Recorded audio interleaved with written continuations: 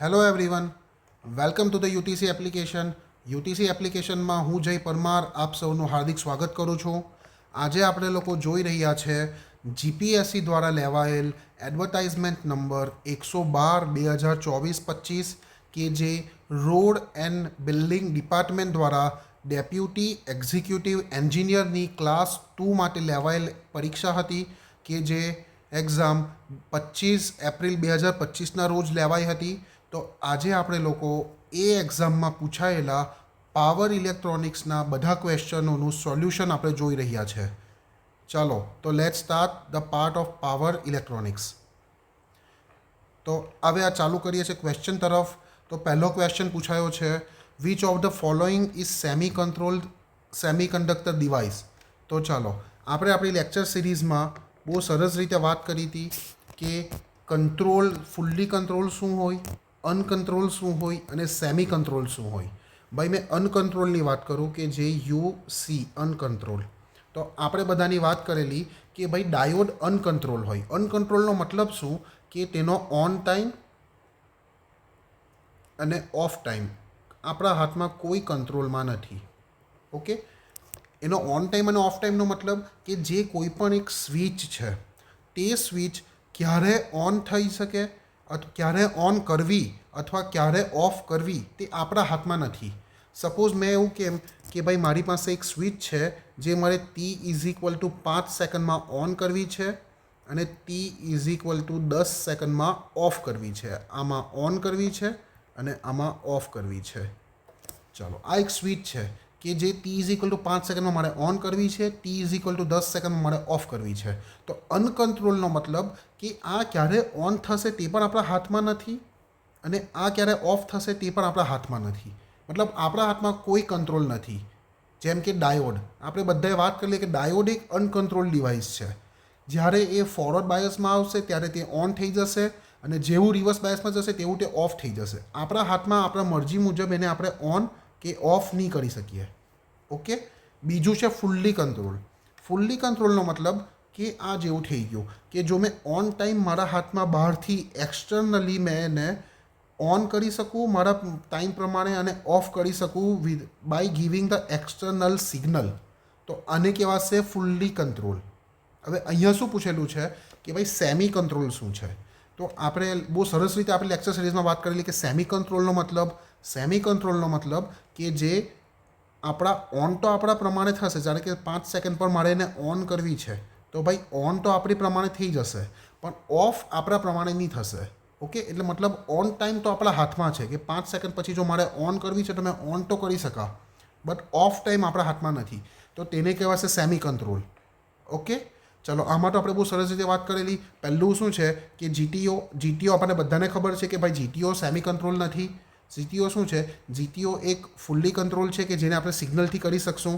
તો આમાં એક મોસ્ફેટ છે, મોસ્ફેટમાં તમને ખબર છે મોસ્ફેટ પણ નથી આપણી પાસે. તો સેમી કંટ્રોલમાં આવ્યું તમારું એસસીઆર. એસસીઆર કેવું છે? સેમી કંટ્રોલ છે. સેમી કંટ્રોલ કેમ છે એસસીઆર? બિકોઝ એનો ઓન ટાઈમ તો આપણા હાથમાં છે. આપણે એને જ્યારે આલ્ફા આપશું ફાયરિંગ એંગલ પર ત્યારે તે ઓન થઈ જશે, બટ ઓફ ટાઈમ તે આપણા હાથમાં નથી. તો થઈ ગયું ઓપ્શન નંબર બી એસસીઆર, જે તમારું શું હશે? સેમી કંટ્રોલ હશે. ચાલો નેક્સ્ટ ક્વેશ્ચનમાં પૂછેલું છે કે in 3 level voltage source converter also term as NPC, neutral point clamp. એનપીસીનો મતલબ neutral point clamp converter is a special case of multi level diode clamp converter that has. અને આપણે પાસે 4 ઓપ્શન આપેલા છે. આમાંથી કયો ઓપ્શન સાચો છે અને કયો ઓપ્શન સાચો નથી. ઓકે, તો આમાંથી આપણે કરવાનું છે. તો ઓપ્શન શું કહે છે કે ડાયોડ પહેલું છે 3 clamp diode in each phase, 2 clamp diode, 4 clamp diode અને 5 ક્લેમ્પ ડાયોડ. મતલબ એક ફેઝ કે એક લેગમાં કેટલા ડાયોડ ક્લેમ્પ છે. ચાલો તો આપણે કન્વર્ટરની વાત કરીએ. આ 3 લેવલ વોલ્ટેજ સોર્સ કન્વર્ટર એટલે ઇન્વર્ટર છે. 3 level voltage source inverter. 3 level voltage source inverter શું થયું? આપણે વાત કરેલી કે જે આપણું નોર્મલ ઇન્વર્ટર હોય તે શું હોય? તે 2 લેવલ હોય. કેમ તે 2 લેવલ હોય? કારણ કે તેમાં આઉટપુટ પોઝિટિવ 0 પોઝિટિવ 0 આવું હોય. સપોઝ મેં આને વીડીસી લેમ અને માઇનસ વીડીસી, આ વીડીસી અને માઇનસ વીડીસી આવી રીતના 2 જ લેવલ બન્યા. તો આને કહેવાય 2 લેવલ. બટ અહીંયા આપણને શું પૂછેલું છે 3 લેવલ ઇન્વર્ટર. 3 લેવલનો મતલબ કે આપણી પાસે 3 લેવલ હોવા જોઈએ. તો જ્યારે 3 લેવલ એનપીસીના વેવફોર્મ પહેલાં તમને મેં કહી દઉં, આપણે આપણા લેક્ચર સિરીઝમાં આની બહુ સરસ રીતે વાત કરેલી છે 3 લેવલ ઇન્વર્ટરની. આ થઈ ગયું 3 લેવલ. આ વીડીસી, આ માઇનસ વીડીસી અને આ 0. તો અહીંયા તમે જોઈ શકો છો કે આઉટપુટ વેવફોર્મમાં વીડીસી વોલ્ટેજ પણ છે, 0 વોલ્ટેજ પણ છે અને માઇનસ વીડીસી વોલ્ટેજ પણ છે. તો આનો શું મતલબ થયો કે તમારા વોલ્ટેજના 3 લેવલ થઈ ગયા. જ્યારે 2 લેવલમાં વીડીસી અને માઇનસ વીડીસી આ બે જ હતા. તો ચાલો આપણે વાત કરી લઈએ આની કન્સ્ટ્રક્શન કેવું હોય. આપણે બહુ સરસ રીતે વાત કરી લઈએ આના કન્સ્ટ્રક્શન વિશે પણ. આના કન્સ્ટ્રક્શન આપણે બનાવી દઈએ. ચાલો, 3 લેવલ ઇન્વર્ટર છે, એનપીસી છે. આનું કન્સ્ટ્રક્શન ખબર છે કે એક લેગમાં 2 લેવલમાં જેવી રીતના 2 સ્વિચ હોય તેવી રીતના 3 લેવલમાં એક લેગમાં 4 સ્વિચ હશે.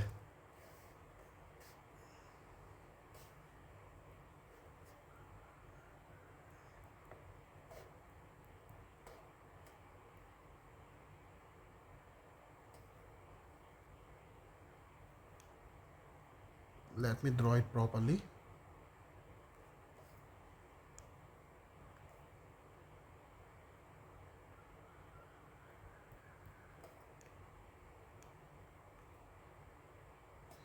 S1, S2, S3, S4.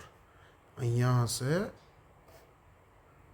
Capacitor, આ હશે ગ્રાઉન્ડ પોઈન્ટ ને આ અહીંયા જોડાયો હશે કે 0 પોટેન્શિયલ પણ હશે અને આ હશે તમારું ડીસી સોર્સ વીડીસી. આ હશે વીડીસી બાય 2, આ હશે VDC by 2. Let me change the colour.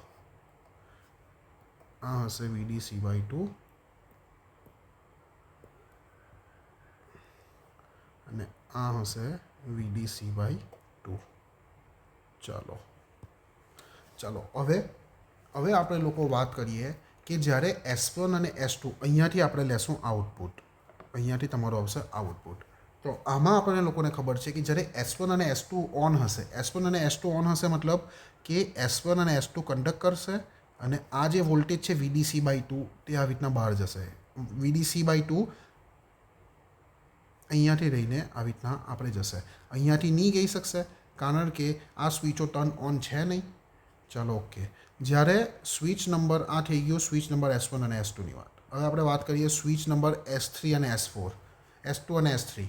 જ્યારે S2 અને S3 ઓન હશે ત્યારે શું થશે, આ જે અહીંયા આ સ્વિચ બંધ છે, આ સ્વિચ બંધ છે એટલે અહીંયાથી કોઈ જવાનો રસ્તો નથી, ઉપરથી કોઈ આવવાનો રસ્તો નથી.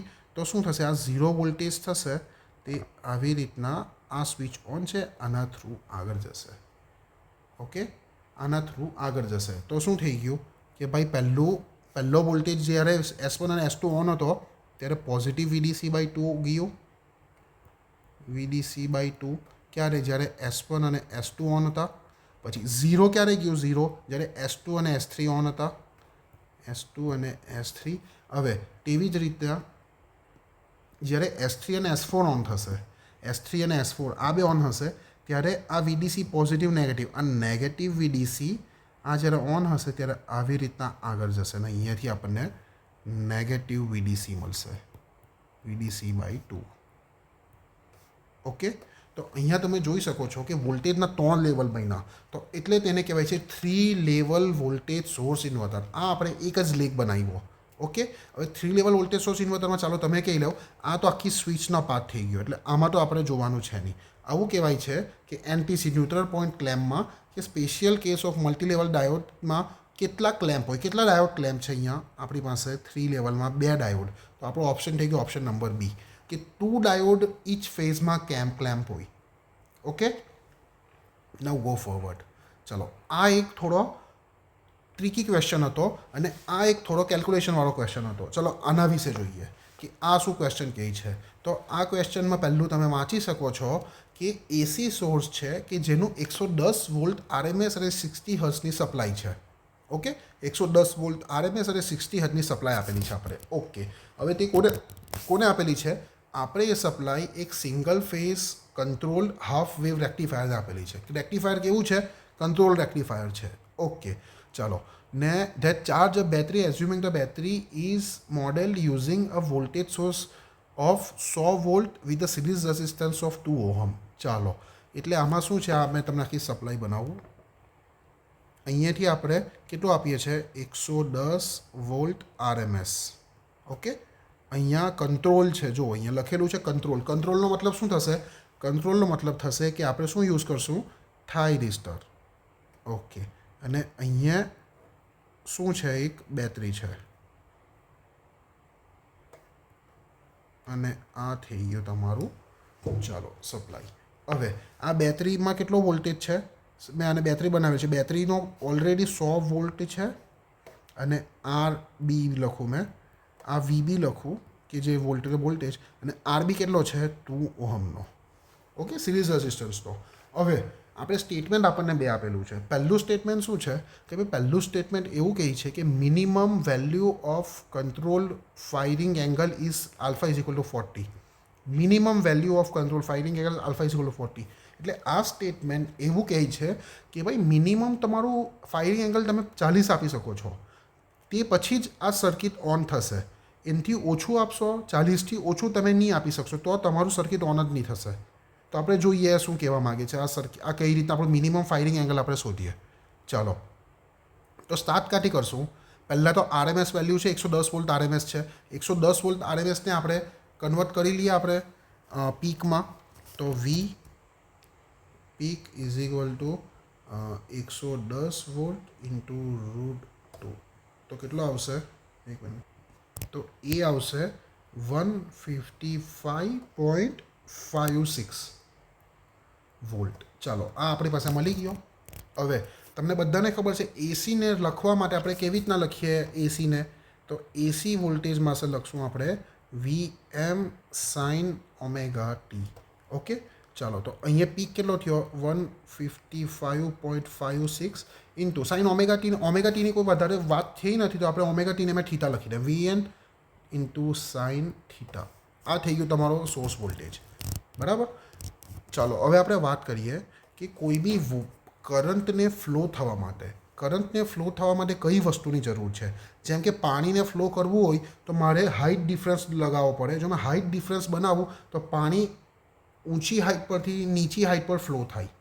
તેવી જ રીતના if we want to pass the current then we need to make sure that voltage potential difference is there. મતલબ આ એક પોઈન્ટ છે અને આ એક પોઈન્ટ છે. જો બે પોઈન્ટની વચ્ચે પોટેન્શિયલ ડિફરન્સ હશે તો કરંટ ફ્લો થશે. તો પોટેન્શિયલ ડિફરન્સ હંમેશા તમે બધા જાણો છો પોટેન્શિયલ ડિફરન્સ શું થશે? કે હંમેશા હાઈ પોટેન્શિયલથી લો પોટેન્શિયલ તરફ ફ્લો થાય. ઓકે, તો અહીંયા તમે જોઈ શકો છો કે ભાઈ આ સપ્લાય તો એસી છે, તો સપ્લાય તો એકવાર વધશે ઘટશે આવી રીતના આગળ વધશે. તો ક્યારે સપ્લાય અહીંયાથી અહીંયા જશે? ક્યારે સપ્લાય આ તરફથી આ તરફ જશે? આ સપ્લાય ત્યારે જ જશે જ્યારે અહીંયાનો પોટેન્શિયલ વધારે હશે અને અહીંયાનો પોટેન્શિયલ લો હશે. અહીંયાનો પોટેન્શિયલ તમને ખબર છે 100 વોલ્ટ છે. એટલે જ્યારે તમારો સપ્લાય આ 100 વોલ્ટ કરતાં વધારે હશે ત્યારે તમારી સપ્લાય ફ્લો થશે, તમારો કરંટ ફ્લો થશે. તે જ તમારો કરંટ ફ્લો થશે એટલે તે જ તમારો મિનિમમ ફાયરિંગ એંગલ આવ્યો. Okay, clear? જ્યારે તમારા સપ્લાય સાઈડ 100 વોલ્ટ કરતાં વોલ્ટેજ વધશે ત્યારે આ તરફ તમારો કરંટ ફ્લો થશે. ચાલો, તો આ કન્ડિશન આપણે મળી ગઈ. આ કન્ડિશન શું છે? કે જ્યારે આ બંને ઇક્વલ હશે અને પછી વધવાનું ચાલુ કરશે ત્યારે આ થશે. તો આપણે કન્ડિશન લઈ લઈએ કે જ્યારે ઇક્વલ હશે ત્યારે કેટલું આપણે ઇક્વલ હશે એટલે કેટલી?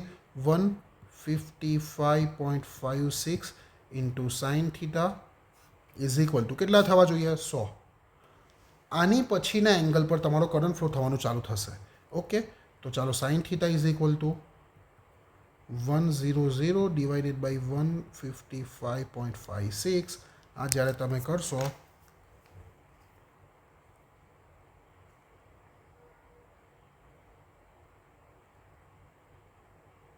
તો તમને આવશે 0.6428. તમને આન્સર આવશે 0.6428. આ આન્સર આવી ગયો તમારો. તો આ આન્સર થીટાનો આવ્યો, સાઇન થીટાનો. તો એ તમને એકલું થીટા જોઈતું હોય તો theta is equal two sine inverse આ જે હશે તે. ચાલો તો કરો સાઇન ઇનવર્સ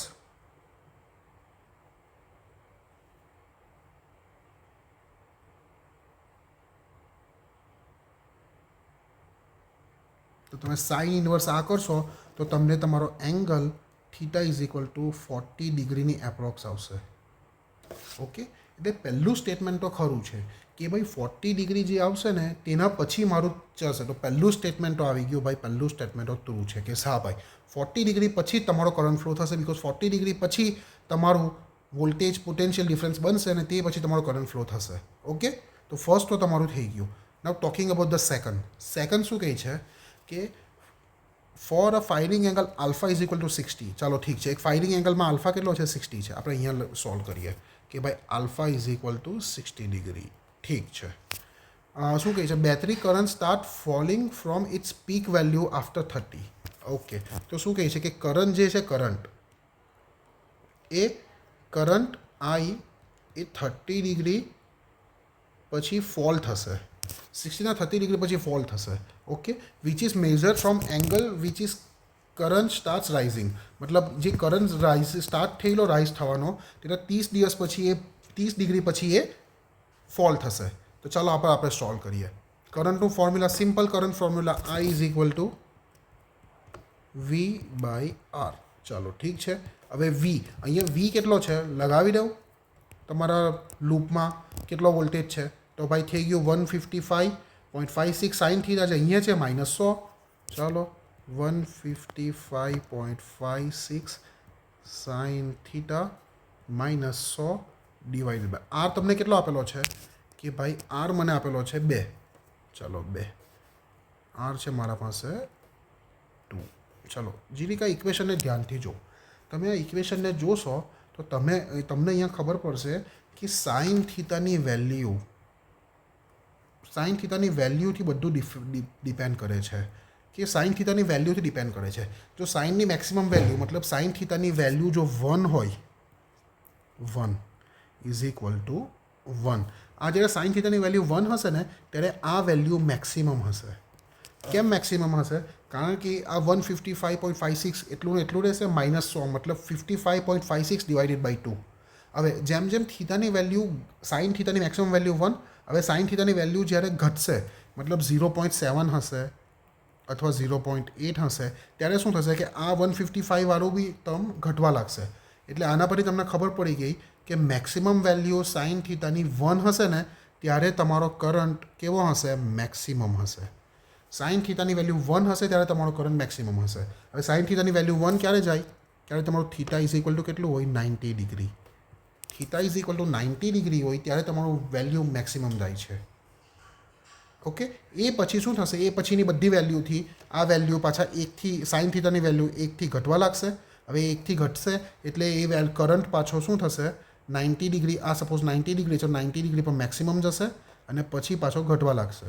તો ચાલો આપણે થઈ ગયું કે ભાઈ થીટા ઇઝ ઇક્વલ ટુ 90 પર કરંટ મેક્સિમમ હોય અને એ પછીના પાછું ઘટવા લાગશે. તો ચાલો આપણે કરીએ. આપણું આલ્ફા કેટલું છે? 60 છે. ઠીક છે, આલ્ફા ઇઝ ઇક્વલ ટુ 60 છે.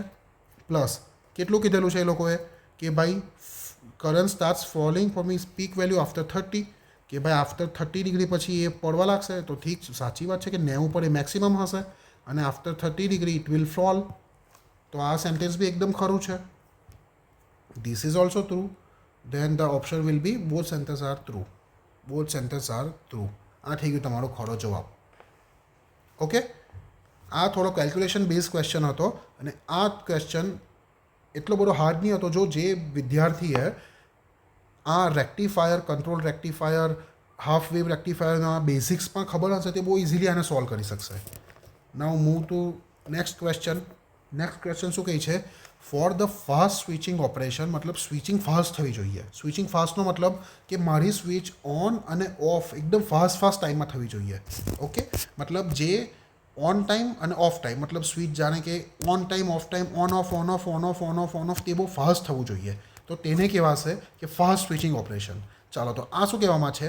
આ શું કહેવાય છે કે four the fast switching operation of a semiconductor device which of the following is most important. મતલબ જ્યારે ફાસ્ટ સ્વિચિંગ ઓપરેશન તમારે કરાવવી હોય તો આમાંથી કઈ વસ્તુની જરૂર છે? ઓપ્શન નંબર એ વાંચીએ. High forward voltage rating. ભાઈ ફોરવર્ડ વોલ્ટેજ રેટિંગ મતલબ તમે ફોરવર્ડ વોલ્ટેજ રેટિંગ વધારો. તો ફોરવર્ડ વોલ્ટેજ રેટિંગ વધારો એનો શું મતલબ થયો કે ફોરવર્ડ વોલ્ટેજ રેટિંગ વધારવાનો મતલબ થયો કે તમે એની ફોરવર્ડ વોલ્ટેજ કેટલો સહન કરી શકે છે તે તમે વધારો છો, તો તમે એની કેપેસિટી વધારો છો. તો એ તમારું 100 વોલ્ટ હશે એમ કે ફોરવર્ડ વોલ્ટેજ હશે. હવે તમે કેપેસિટી વધારો તો એ 100નું 150 150 થઈ જશે, 150નું 200 થઈ જશે. તો એનાથી સ્વિચિંગ ફ્રીક્વન્સી મતલબ એનાથી સ્વિચિંગ ઓપરેશન ફાસ્ટ નહીં થશે, એ તો તમે રેન્જ વધારો છો એની. ઓકે, હવે બીજું શું છે કે લો રિવર્સ રિકવરી ટાઈમ. ચાલો આ થઈ ગયું રિવર્સ રિકવરી. રિવર્સ રિકવરીની આપણે બહુ સરસ રીતે વાત કરેલી. આ હોય છે રિવર્સ રિકવરી. રિવર્સ રિકવરીનો મતલબ કે તમારું સ્વિચ અથવા તમારું ડાયોડ કેટલું જલ્દી ઝીરો થઈ શકે અથવા કેટલું જલ્દી એને બ્લોક કરી શકે વોલ્ટેજને. મતલબ જ્યારે આ ડાયોડ છે તેની પર પોઝિટિવ વોલ્ટેજ આવ્યો અને તેની પર તરત નેગેટિવ વોલ્ટેજ અપ્લાય થઈ ગયો, તો આ કેટલું જલ્દી થઈ શકે છે. તો સાચી વાત છે કે તમારો રિવર્સ રિકવરી ટાઈમ, આ જે રિવર્સ રિકવરી ટાઈમ છે આ જેટલું વધારે હશે તેટલું ઝીરો પર આવવામાં એને વધારે વાર લાગશે. અને આને TRR કહેવાય. અને જેટલો રિવર્સ રિકવરી ટાઈમ ઓછો એટલું ઝીરો પર જલ્દી આવી જશે. તો હા, આ તો સ્વિચિંગ માટે સરસ વસ્તુ છે કે જેટલો રિવર્સ રિકવરી ટાઈમ TRR ઓછો તેટલું ભાઈ સ્વિચિંગ ઓપરેશન તમારું વધારે. તો option B is a correct answer કે low reverse recovery time leads to high switching frequency, that means high switching operation. Okay, હવે આ બીજો એક સવાલ છે. આ બધા થિયરીના બહુ ઇઝી સવાલ છે. આપણે આપણા લેક્ચર સિરીઝમાં કે જે આપણે ચાલુ રાખીએ છીએ તેમાં આની થિયરીની બહુ સરસ રીતે વાત કરેલી. આ થિયરી શું કહે છે કે ભાઈ in power electronic circuit commutation is process of what. ચાલો, કમ્યુટેશનમાં તમને બધાને ખબર છે.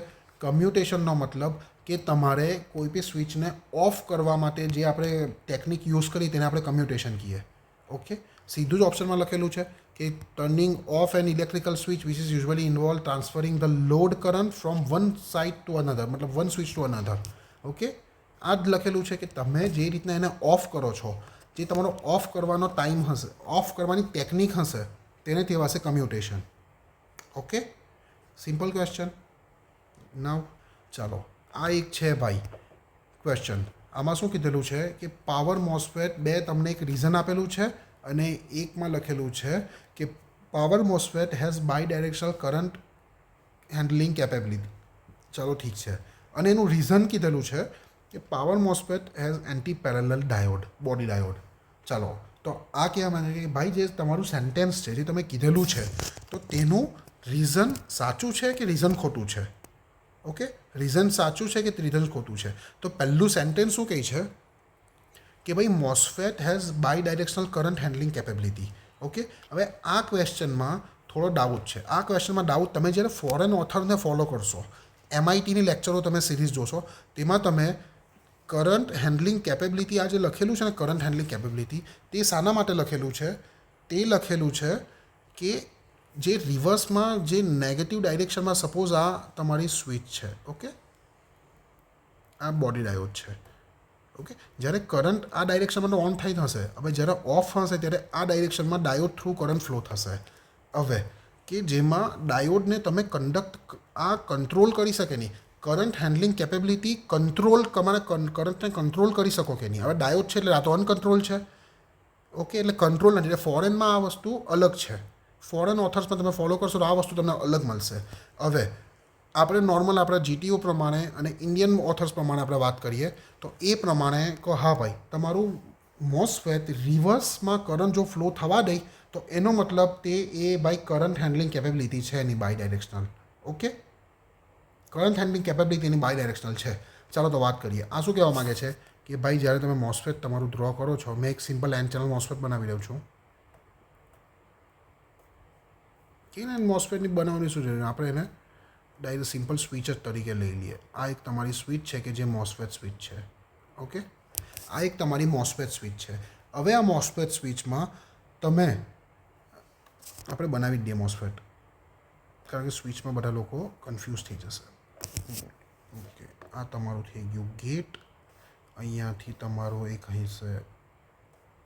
ઓકે, થઈ ગયો. અને ઉપરથી તમારી પાસે અહીંયાથી હશે તમારા પાસે એક બોડી ડાયોડ. ઠીક છે. ઓકે, ચાલો આ તમારું થઈ ગયું. આ છે ડ્રેન આ છે સોર્સ. ઓકે, આ તમારું થઈ ગયું મોસ્ફેટ. ઓકે, તો હવે મોસ્ફેટનું શું કહેવા માગે છે કે મોસ્ફેટ તમારું કરંટને બાય ડાયરેક્શનલ છે, મતલબ જ્યારે તમે ગેટ પલ્સ આપશો ત્યારે ઉપરથી નીચે એક ડાયરેક્શનમાં તો કરંટ ફ્લો થઈ જશે, ચાલો થઈ ગયું. બટ જ્યારે રિવર્સ ડાયરેક્શનમાં આવશે ત્યારે શું થશે કે આ because of the body diode A current flow થશે. સપોઝ આને ઉપરથી આપણે લઈ લઈએ અહીંયા. ઓકે, તો બોડી ડાયોડ આવી રીતના કરંટ ફ્લો થવા દેશે because of the body diode. Okay, તો આ એવું કહેવા માગે છે કે ભાઈ હા, રીઝન કે ભાઈ bidirectional current handling capability મારી મોસ્ફેટની છે. હવે રીઝન તરફ જઈએ. રીઝન શું કહે છે કે MOSFET has anti parallel body diode. સાચી વાત છે. તો both are true. Both result and this option D is correct. Both are true કે તમારું બોડી ડાયોડ છે એના લીધે તમારું રિવર્સમાં કરંટ હેન્ડલિંગ કેપેબિલિટી છે અને તે કરંટને ફ્લો થવા દેશે. Okay, simple question. Now go to further. ચાલો, શું કહે છે ભાઈ? An ideal DC to DC buck converter has following parameters. Okay, DC source voltage આપી દીધો તમને 50 વોલ્ટ, સારું. લોડ વોલ્ટેજ આપી દીધો, આઉટપુટ વોલ્ટેજ 20 વોલ્ટ, ઠીક છે. પછી તમને લોડ કરંટ આપી દીધો 1 એમ્પિયર, ઓકે. સ્વિચિંગ ફ્રીક્વન્સી આપી દીધી તમને 20 કિલો હર્ટ્ઝ, ઓકે. એલ અને સીની વેલ્યુ આપી દીધી, ઠીક છે. ચાલો, તો peak to peak current ripple in inductor current is 1.5 ampere. ભાઈ સ્ટેટમેન્ટ 1 એવું કહે છે કે પીક ટુ પીક તમને બધાને ખબર છે કે જ્યારે આપણે ઇન્ડક્ટરના કરંટની વાત કરીએ તો ઇન્ડક્ટરના કરંટ ડીસીમાં આવો હશે. ઓકે, તો ભાઈ peak to peak current in inductor ripple in inductor current is 1.5 ampere. ચાલો આપણે ફાઇન કરીએ કેવી રીતના થાય છે. ચાલો, તો સૌથી પહેલું તમારી પાસે ઇનપુટ વોલ્ટેજ અને આઉટપુટ વોલ્ટેજ છે. તો સૌથી પહેલાં તમને જોશે ડ્યુટી, કે તમારી ડ્યુટી કેટલી છે. તો ડીસી ટુ ડીસી બક કન્વર્ટરમાં તમને બધાને ખબર છે કે V naught is equal to D into V in. ઠીક છે, ડી ફોર ડ્યુટી. ચાલો, D is equal to V in into V naught. ચાલો, વી ઇન તમારી પાસે કેટલું છે? વી ઇન તમારા પાસે છે 20, વી આઉટ છે 50. તો ડ્યુટી તમારા પાસે આવી જશે, તમે 20 કેન્સર થઈ ગયું 0.4. તો ડ્યુટી તમારી પાસે આવી ગઈ 0.4. ચાલો આને લકારી, ડ્યુટી તમારી પાસે આવી ગઈ 0.4. ચાલો ઠીક છે. હવે તમારે peak to peak current ripple કરવું છે. હવે જે પણ વિદ્યાર્થીઓ લેક્ચર સિરીઝને જોતા હશે પાવર ઇલેક્ટ્રોનિક્સ, તેમને ખબર છે કે આપણે લેક્ચર સિરીઝમાં બહુ સરસ રીતે આપણે ઇક્વેશન પ્રૂવ કરેલું. કેવી રીતના? V L is equal to L D I by DT. આના પરથી આપણે આગળ ગઈને ડ્યુટી મને અહીંયા લખી લેવા દઉં, ડ્યુટી ઇઝ ઇક્વલ ટુ 0.4. ઠીક છે, આના પરથી આપણે સોલ્વ કરતાં ગઈને આપણે શું કીધેલું કે ભાઈ ઓન ટાઈમનો voltage is equal to L, ડીને આપણે ડેલ્ટા આઈ લખેલું ડિવાઇડેડ બાય આ ઓન ટાઈમ ટી ઓન. ઠીક છે, આ આપણે પ્રૂવ કરેલું કે આવે કેવી રીતના. હવે DC to DC buck converter માટે ઓન ટાઈમ માટે વોલ્ટેજ કેટલો હોય? ઓન ટાઈમ માટે આ વોલ્ટેજ હશે વી, ઓન ટાઈમ માટે વોલ્ટેજ હશે V out divided by V in is equal to L delta I. અને ટી ઓન માટે તમને ખબર છે ડી ઇન્ટુ ટીએસ. આ કઈ રીતના લખ્યું તમને ખબર હશે, D is equal to nothing but T on by TS. તો એવી રીતના ટીએસ અહીંયા કીધો ડીટીએસ અથવા ડીટી તમે કોઈ પણ લખી શકો છો. ચાલો, તો આમાં ઇક્વેશનમાં આપણે પાસે ડેલ્ટા આઈ આપણે શોધવાનું છે. તો V naught minus V in મતલબ 50 માઇનસ 20 ઇન્ટુ ડી તમારી પાસે 0.4. ટી નથી ખબર, પણ તમને ફ્રીક્વન્સી ખબર છે. આપણને બધાને ખબર છે કે F is equal to 1 by T is equal to 1 by F. તો ડી લખી દો, ટીને મેં નીચે લખી દઉં 25 કેટલો છે 20 કિલો હર્ટ્ઝ, 20 ઇન્ટુ 10⁻³ ઇન્ટુ, ચાલો હવે શું થયું એલ તમને કેટલો આપેલો છે 400 micro -6. Okay, let's solve it. તો when you solve it you will get the answer of 0.0015 into 10⁻³ તો આ થઈ ગયું નથિંગ બટ 1.5 એમ્પિયર. ઓકે, કે જે તમારું આવ્યું કરંટ, તમારો કેટલો આવ્યો કરંટ રિપલ 1.5 એમ્પિયર. તો સ્ટેટમેન્ટ 1 એ કહે છે કે ભાઈ peak to peak current ripple કેટલો છે? તો peak to peak ripple in inductor current 1.5. ચાલો, તો સ્ટેટમેન્ટ 1 તો તમારું થઈ ગયું ખરું. ભાઈ statement 1 is true. Now let's talk about the other statement. કે સ્ટેટમેન્ટ શું કહે છે કે converter operates in DCM mode. તો converter operates in DCM mode કેવી રીતના ખબર? ડીસીએમ મોડ શું હોય પહેલાં તો ડીસીએમ મોડમાં આપણે વાત કરેલી કે ઇન્ડક્ટર કરંટ જ્યારે કેવો હોય, આપણે આખું ડીસીએમ મોડ તમને જલ્દીમાં આપણે બતાવી દઈએ. જ્યારે ઇન્ડક્ટર કરંટ આવો હશે, રિપલ હોય, ઠીક છે. ક્રિટિકલમાં આ ઝીરો, આ થઈ ગયું તમારું ઇન્ડક્ટર કરંટ. હવે જ્યારે ઇન્ડક્ટર કરંટ આનાથી પણ નીચે જશે ત્યારે શું થશે? આનાથી નીચે ઇન્ડક્ટર કરંટ નેગેટિવ તો થાય નહીં, તો તેના માટે એ શું કરશે? એ આવી રીતના કરશે અને ઝીરો પાછ જે અહીંયા હતો તે આવી રીતના જશે. એટલે આ થઈ ગયો ડિસકન્ટિન્યુઅસ કન્ડક્શન મોડ, કે જેમાં તમારું એક ઝીરો પાથ પર હશે, ઠીક છે. આ થઈ ગયું તમારું ડિસકન્ટિન્યુઅસ કન્ડક્શન મોડ. તો અહીંયા આપણે કે ક્રિટિકલ આને કહીએ કે કે ક્રિટિકલ વેલ્યુ, કે જે તમારું છેલ્લું ઇન્ડક્શનમાં હોય. તો ક્રિટિકલ વેલ્યુ માટે આ value IL min, IL max અને આ હશે આઈએલ મીન. તો આઈએલ મીન ને આઈએલ મેક્સની વેલ્યુ આપણે વાત કરીએ તો એની વેલ્યુ આપણને બધાને ખબર છે કે આઈએલ મીન અને આઈએલ મેક્સની વેલ્યુ કેટલી થશે?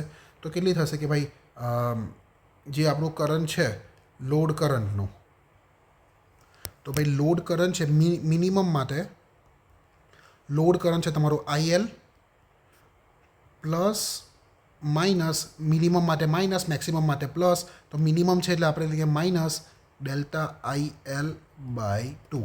ડેલ્ટા આઈએલ બાય શું છે? એવરેજ વોલ્ટેજ, જે મિનિમમનો એવરેજ વોલ્ટેજ આવશે. તો આને જ્યારે આપણે સોલ્વ કરીએ તો મિનિમમ આપણું કેટલું છે? ડેલ્ટા આઈએલ કેટલું છે આપણી પાસે? 1 માઇનસ આ આપણું 1.5 ડિવાઇડેડ બાય 2. તો ભાઈ 1.5 ડિવાઇડેડ બાય 2 આપણી પાસે કેટલું આવ્યું કે 0.75. મતલબ basically this whole expression 1 minus this 1.5 divided by 2. તો આ એક્સપ્રેશનમાં જે વેલ્યુ આવશે તે વેલ્યુ તમે જોઈ શકો છો કે વેલ્યુ તમારી પોઝિટિવ રહેશે. એ પોઝિટિવ રહેશે, ઝીરો નથી થતી, એ પોઝિટિવ રહી છે. એ પોઝિટિવ રહી છે એનો મતલબ કે તમારું આઈએલ મિનિમમ ઝીરો પર નથી, તમારું આઈએલ મિનિમમ ઝીરોથી થોડું ઉપર છે. આઈએલ મિનિમમ ઝીરોથી ઉપર છે એટલે તમે જોયું ઝીરોથી ઉપર હશે એટલે આ શું હશે? આ સીસીએમ મોડ હશે, કન્ટિન્યુઅસ કન્ડક્શન મોડ. હવે જે તમારું આઈએલ મિનિમમ જ પોઝિટિવ છે એટલે તમારું સીસીએમ થશે, એ ડીસીએમમાં જશે નહીં. તો શું થશે કે ભાઈ આ સ્ટેટમેન્ટ ડીસીએમમાં તો છે નહીં.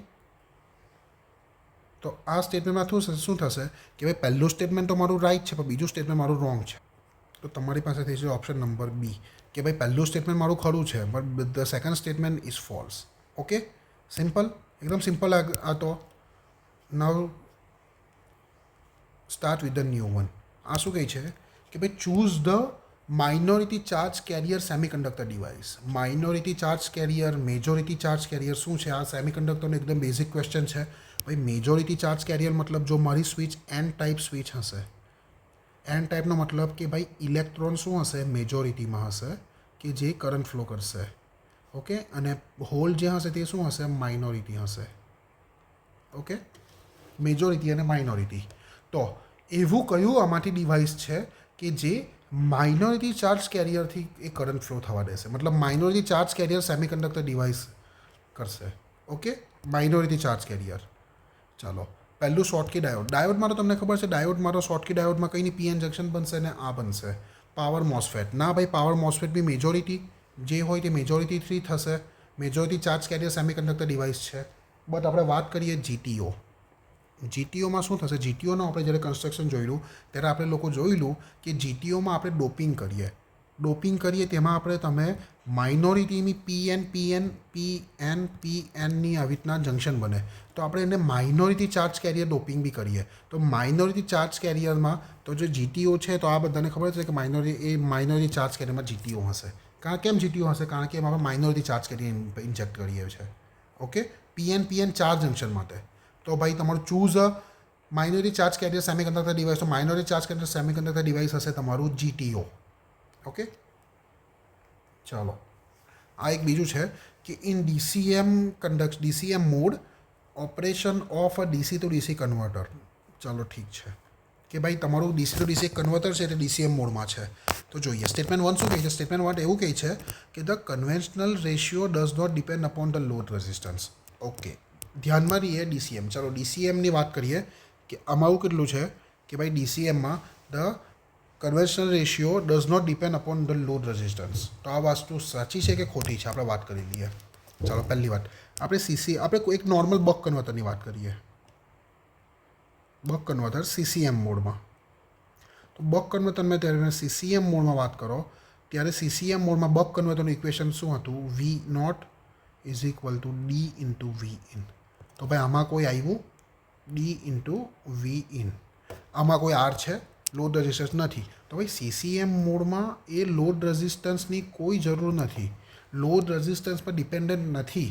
પણ ડીસીએમ મોડમાં આપણે સોલ્વ કરેલું ડીસીએમ મોડમાં કે ક્રિટિકલ, તો કે ક્રિટિકલ આપણે સોલ્વ કરેલું ત્યારે કે ક્રિટિકલમાં આપણે ઇક્વેશન જોઈ રહ્યા ત્યારે તમને ખબર છે કે નીચે 2 ઇન્ટુ આર આવેલું આર.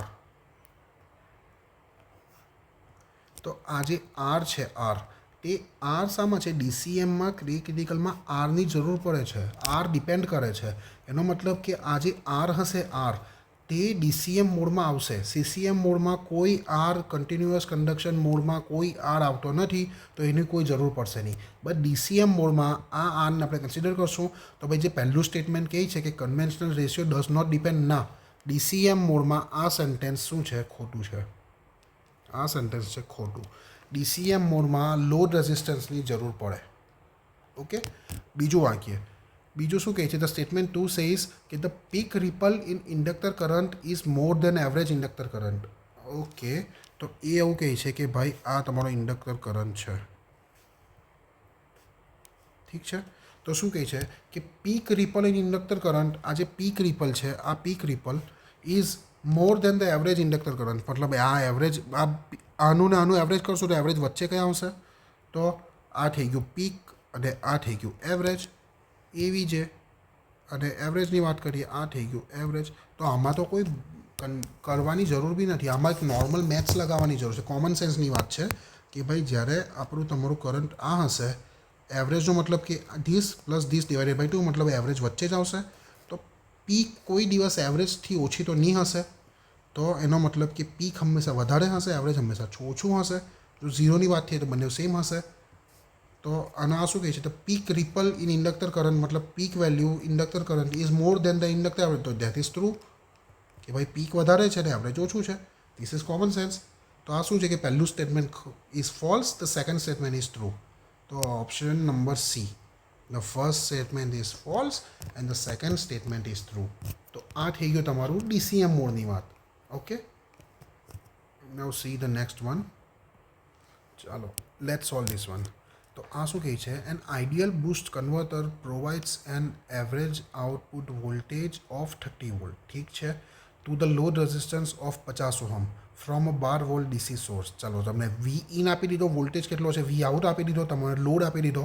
ઠીક છે, હવે આગળ શું કહે છે કે for a peak to peak ripple less than 1%. ભાઈ પીક ટુ પીક રિપલ બી તમને આપી દીધું છે 1%નું. ઠીક છે, આગળ જોઈએ. In capacitor voltage at switching frequency is 25 kHz, the minimum value of C. Direct formula છે. આ ડાયરેક્ટ ફોર્મ્યુલામાં તમારે ખાલી વેલ્યુ જ પુટ કરવાની છે. ડાયરેક્ટ ફોર્મ્યુલા આનો આપણે પ્રૂવ કરેલો છે કે ભાઈ તમારે કેપેસિટન્સ શોધવાનો ડાયરેક્ટ ફોર્મ્યુલા શું હોય.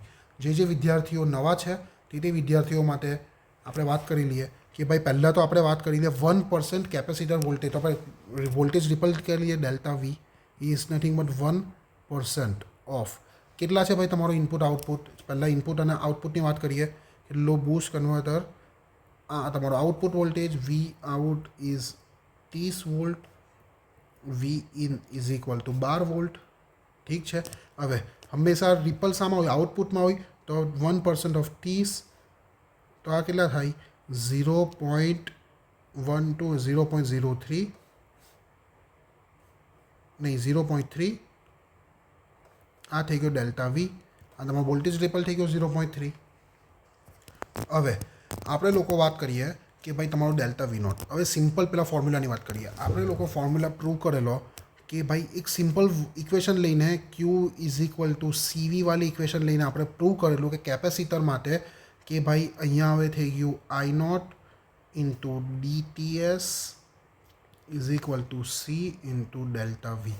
આ ફોર્મ્યુલા આપણે કરેલું ને તેમાં તમારે સી શોધવું હોય તો C is nothing but I0 into DTS divided by delta V. આ ફોર્મ્યુલામાં તમારે વેલ્યુ જ મૂકવાની છે. તમે વેલ્યુ મૂકશો એટલે તમને સિમ્પલ આન્સર આવી જશે. આ જ કરીને આપણે બહુ સરસ રીતે આખું ફોર્મ્યુલા પ્રૂવ કરેલું. બૂસ્ટ કન્વર્ટરનું આખું એનાલાઇઝ કરીને કે કઈ રીતના ઇન્ડક્ટર અને કેપેસિટરની વેલ્યુ શોધાય છે. ઠીક છે, ચાલો વાત કરીએ. ડી તમને મળી જશે. ડી કેવી રીતના મળશે? ભાઈ બૂસ્ટ કન્વર્ટર છે. બૂસ્ટ કન્વર્ટરમાં આપણે બધાને ખબર છે V0 is equal to 1/1 minus D into V in. તો આમાં વાત કરીએ તો 1 minus D is equal to V in divide by V0. V in કેટલું છે? આપણી પાસે ઇનપુટ વોલ્ટેજ છે 12, આઉટપુટ વોલ્ટેજ છે 30. તો D is equal to 1 minus D is equal to this is nothing but 4 divided by 10, 0.4. તો તમારી પાસે ડી આવી ગયું 0.6. આ વેલ્યુ તમારી થઈ ગઈ. ડીની વેલ્યુ 0.6 આવી ગઈ. તમારી પાસે TS છે, તમારા પાસે FS આપેલો છે, તમે 25 કિલો હર્ટ્ઝ. ડેલ્ટા વી છે આપણી પાસે, ડેલ્ટા વી છે આપણી પાસે, આપણે 0.3. I0 છે આપણી પાસે, I0 બી આપણને મળી જશે. I0 કેવી રીતના મળશે? I0 મળશે V by R. I is equal to V by R. સીધું તમને અહીંયા I મળી જશે. તો જ્યારે તમે આ બધી વેલ્યુ જેવું તમે વેલ્યુ મૂકશો તેવું તમને મળી જશે ઓપ્શન A 48 માઇક્રોફેરાડ. આ તમારો ઓપ્શન આવી જશે. સિમ્પલ ડાયરેક્ટ જ ઓપ્શન તમારો આન્સર આવી જશે. સિમ્પલ ફોર્મ્યુલામાં ખાલી મૂકવાનું છે. Okay, now talk about this one. આ શું કહે છે કે ભાઈ 50 hertz single phase voltage source inverter છે. ઠીક છે, વોલ્ટેજ સોર્સ ઇન્વર્ટર કે જે 50 હર્ટ્ઝનો છે. Okay, operate with the frequency modulation index. Okay, frequency modulation ratio 38 છે. Okay, using unipolar sinusoidal pulse width modulation. ઠીક છે, તો ફર્સ્ટ ડોમિનેન્ટ હાર્મોનિક. ચાલો ઠીક છે, જોઈ લઈએ. આપણે લોકોએ unipolar sinusoidal pulse width modulation, આનો મતલબ કે તમારું જે પલ્સ વિથ મોડ્યુલેશન થશે તે 0 થી VDC અથવા 0 થી -VDC. ઓકે, આ છે યુનિપોલર. બાયપોલરમાં શું થશે? -VDC to +VDC. આ હશે એનો રેન્જ. તો યુનિપોલર છે એટલે એક જ 0 ટુ VDC અથવા 0 ટુ -VDC. તો યુનિપોલરમાં શું છે કે ભાઈ તમારી પાસે મોડ્યુલેશન ઇન્ડેક્સ આપી દીધો છે 38. ઠીક છે, મને આપી દીધો છે MA. તો ભાઈ કરી દો. ફર્સ્ટ ડોમિનેન્ટ હાર્મોનિક શું છે? સિમ્પલ ફોર્મ્યુલામાં ફર્સ્ટ ડોમિનેન્ટ હાર્મોનિકમાં આપણે જોયેલું હતું કે શું 2 ઇન્ટુ MA +or -1. સિમ્પલ. આમાં ખાલી વેલ્યુ મૂકવાની છે. તો જ્યારે આપણે વાત કરીએ કે 2 ઇન્ટુ MA અને કેટલીક MF બી લખશે. કેટલું છે? 38 +or -1. એટલે આ થઈ ગયું 76 +or -1. ચલો, પહેલું કયું થઈ ગયું? 76 +75. બીજું થઈ ગયું 77. તો ફર્સ્ટ કયું છે? First 75. Option number B is your correct answer. 75 is your first dominant harmonic. First dominant harmonic તમારું થઈ ગયું 77. Okay, move further. ચાલો, આ તમારું છે question. A 3-phase voltage source PWM inverter operates under linear modulation. linear modulationનો મતલબ કે તમારું MA 0 થી 1ની વચ્ચે હશે. ઠીક છે. Is supplied voltage supplied using 100 volt DC source. ઠીક છે ભાઈ, VDC તમને આવી ગયો. The maximum possible value of fundamental RMS voltage line to line. ચાલો, fundamental RMS voltage line to line તમારે શોધવાનો છે. તમારી પાસે સપ્લાય વોલ્ટેજ બી આપી દીધો છે. સપ્લાય યુઝિંગ 100 વોલ્ટનો DC સોર્સ. ચાલો, આપણે શું શોધવાનું છે? Line to line. હવે આટલામાં લાઇન ટુ લાઇન, હવે હમણાં સુધી આપણે જોતા હતા આપણે પોલ વોલ્ટેજ માટે જોતા હતા. આપણે VAB જોવાનું છે. VAB nothing but VAN -VBN. અને આપણે કરશું તો આપણે VAB મળી જશે. ઠીક છે, આપણી પાસે 100 વોલ્ટનો DC છે. આપણી પાસે સિમ્પલ ફોર્મ્યુલા છે. આપણે બધા જાણીએ છીએ કે VAB કે ભાઈ ઇન્વર્ટર માટે 3-phase વોલ્ટેજ સોર્સ ઇન્વર્ટર માટે કે VAB RMS is equal two √3 into VAN RMS is equal two, આનું ફોર્મ્યુલા શું હતું? નહીં, ડિવાઇડેડ બાય √3 મતલબ √3. આનું ફોર્મ્યુલા શું હતું? VAN RMSનું, બરાબર છે, √3 ઇન્ટુ VRMS. VAN RMSનું ફોર્મ્યુલા આપણી પાસે છે.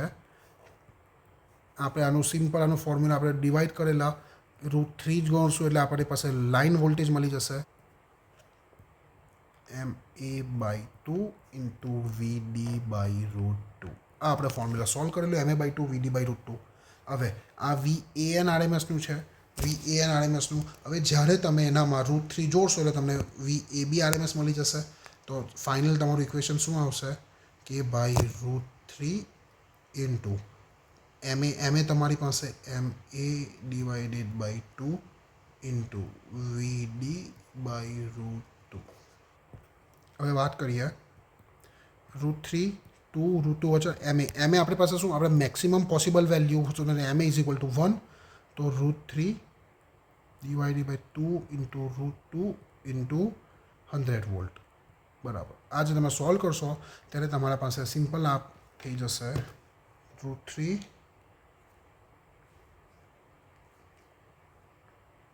√3 into 100 /2 /√2 is equal to 61.2. 61.2 is your answer. 61.2 તમારી પાસે ડાયરેક્ટ આન્સર આવી જશે. વેલ્યુ જ મૂકવાની છે ઇક્વેશનમાં. આ સિમ્પલ બેઠા ઇક્વેશનો છે. ઇક્વેશનો પ્રૂવ કરે છે 3 ફેઝ વોલ્ટેજ સોર્સ ઇન્વર્ટરના જે ઇક્વેશન છે તેમાં તમારે વેલ્યુ મૂકવાની છે એટલે તમને સિમ્પલ આન્સર આવી જશે. Okay, now see the next one. By quasi-square wave operation of single-phase PWM inverter is obtained using voltage cancellation method by combining. અરે એકદમ સિમ્પલ થિયરીનો ક્વેશ્ચન છે આ કે ભાઈ તમારે ક્વાઝી સ્ક્વેર વેવ ઓપરેશન આપણી બી આપી શકો. ક્વાઝી સ્ક્વેર વેવ ઓપરેશન શું હોય? Of a single phase PWM inverter is obtained using voltage cancellation method. તો ભાઈ આમાં સિમ્પલ થિયરીનો ક્વેશ્ચન છે. તો વોલ્ટેજ કેન્સલેશન મેથડ શું હોય છે કે વોલ્ટેજ કેન્સલેશન મેથડની આપણે વાત કરેલી કે લોઅર ઓર્ડર હાર્મોનિક્સને આપણે એલિમિનેટ કરવા માટે વોલ્ટેજ કેન્સલેશન મેથડ યુઝ કરીએ. ઓકે, લોઅર ઓર્ડર હાર્મોનિક્સને એલિમિનેટ કરવા.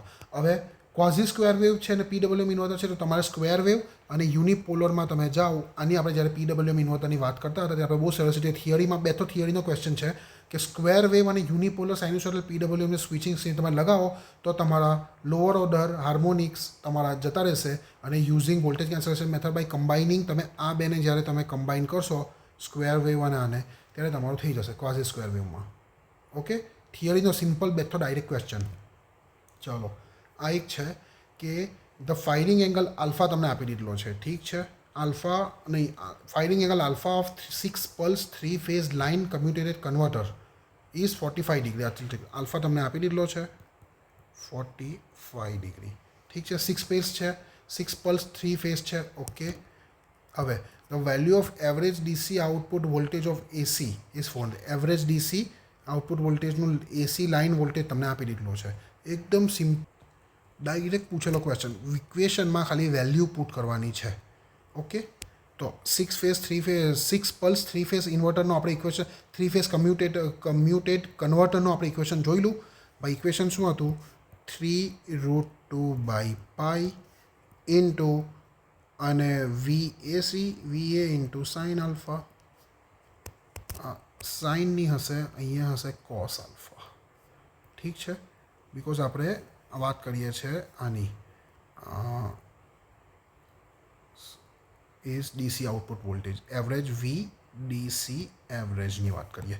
Simple formula, direct simple formula તમે જ્યારે ઇક્વેશન મૂકશો 3 ઇન્ટુ √2/π ઇન્ટુ VA તમારી પાસે આપી દીધો છે 400 ઇન્ટુ કોસ 45. ઠીક છે, આમાં જ્યારે તમે વેલ્યુ મૂકશો ત્યારે તમારી પાસે આવી જશે 3√2 in divided by pi into 400 into cos of 45. એટલે તમારી પાસે આવી હશે એપ્રોક્સિમેટલી 382.16. એટલે 382 કેવું આવશે? પણ આપણે આ વોલ્ટેજને કિલોમાં લીધેલું છે એટલે કિલો વોલ્ટ. ઠીક છે, 382 કિલો વોલ્ટ. ડાયરેક્ટ તમારે ખાલી ઇક્વેશનોમાં વેલ્યુ પુટ કરવાની છે. ઇક્વેશનમાં ડાયરેક્ટ બહુ જ ઇઝી ક્વેશ્ચનો પૂછાયેલા છે. ઇક્વેશનોમાં વેલ્યુ પુટ કરો એટલે તમને આન્સર મળી જશે. ઓકે, ચાલો. In 12 pulse line commutated converter, ઠીક છે, the first dominate AC pair harmonics at AC side and DC harmonic at DC side. ચાલો, કેવું છે આ? સિમ્પલ એકદમ એકદમ સિમ્પલ ક્વેશ્ચન કે ભાઈ 12 પલ્સના કમ્યુટેટેડ કન્વર્ટર છે. Okay, 12 pulse. તો આપણે જોઈ લો કે ભાઈ આપણું ઇક્વેશન કે તમારે કઈ એસી અને ડીસી માટે, તો પહેલાં એસી માટે વાત કરીએ તો n into P plus minus 1. P is nothing but કેટલા છે કે તમારા પલ્સ કેટલા છે, n ઇઝ ઇક્વલ ટુ 1 2 3 4 5. 1 2 3 4 તમે કેટલા બી લઈ શકો છો. ચાલો તો વાત કરીએ. તો ચાલો પહેલું n ઇઝ ઇક્વલ ટુ 1 જ લઈ લઈએ. તો એસી માટે p ઇઝ ઇક્વલ ટુ 12 છે, તો 12 પ્લસ ઓર માઇનસ 1. તો 12 પ્લસ ઓર માઇનસ 1 કેટલા છે, એક થશે 11, એક થશે 13. આ બે હાર્મોનિક છે એસી માટે. હવે ડીસીની વાત કરીએ, ડીસીમાં ડાયરેક્ટ NP ઇક્વેશન, કોઈ પ્લસ માઇનસ 1 નહીં. તો એનમાં આપણે 1 લઈએ અને p ઇઝ ઇક્વલ ટુ 12. તો 12 તો ડીસીમાં 12 અને એસીમાં 11 અને 13. તો ઓપ્શન નંબર 12 અને 13 ઓપ્શન નંબર 3. 11 13 અને 12 એસી સાઇડ અને ડીસી સાઇડનો સિમ્પલ ક્વેશ્ચન. હવે એફપીજીએનું આ થિયરી આપણે આ બહુ સરસ રીતે theory FPGA field programmable gate array FPGA use કરીએ ડીએસપી અને એફપીજીએ પલ્સ જનરેટ કરવા માટે યુઝ કરીએ. એકદમ સિમ્પલ ક્વેશ્ચન એફપીજીએનો ફિલ્ડ પ્રોગ્રામેબલ ગેટ એરે. ચાલો તો આ થઈ ગયું તમારા પાવર ઇલેક્ટ્રોનિક્સના પાર્ટનું solution. Paper number advertisement number 112ના. તો આ થઈ ગયું ડેપ્યુટી એક્ઝિક્યુટિવ એન્જિનિયરનું સોલ્યુશન. Thank you.